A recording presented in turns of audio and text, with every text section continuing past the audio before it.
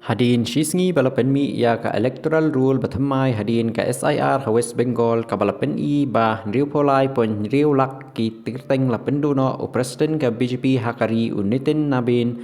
ha ka jingalang pat ba ha kuch Bihar u lakam ba palat san pholak ngut ki infiltrator lawing no na ka voter list nagwa pli ya ka jingat pat ba ka blatep kum ka poriborton yatra unabin ulong ba kitay ki balaweng kim dai ki nong song snong bahok hanrei ki briu ki balarung bi an bat ki balayo jing mentoy na ki kam sarkar bat ki skim jingaram ki badai benta tang jong ki nong song snong basisha ulakan no ru ba kini ki briu kim tang ban pen khan ya ka hok jong ki nong song snong hanrei ki bu ru ha ka jingma ya ka jingada kari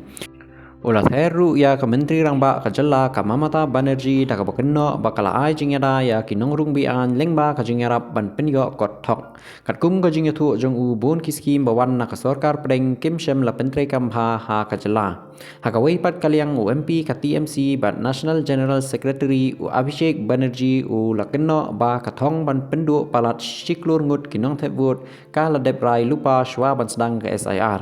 ulong balada khenlang ya ki balaweng bat ki badang hap ha ka jing bishar lani under at judiciation ka jinglong ka jingyo lum ka janpoi sha ka waypoint arklur kumbalak do da kinong yalam ka BJP menshwa ula pen menaru ba ka Mamata Banerjee kan sedang kan syong dharma ha ka riu tarik ulber persha ya ka ei ka ba ukhot kum ka jing pendu kerteng pat ba klem nong rim basai ha ka way pat ka jing ja kinong kersan jong ka seng sensar All India Trinamool Congress bat kalyang persha Bharatiya Janata Party kilaya ka jaya ha ka benta sathi jong ka Kolkata halor ka jingtho graffiti na ka benta ka election banwan unong yalam ka BJP ula kenno ba kit khot ka TMC kila thombor yaki kat ba ki dang tho ha ka kenro wat katu kat ni kit khot kila men saw henrei ka TMC kala kentat ya kini ki jing kenno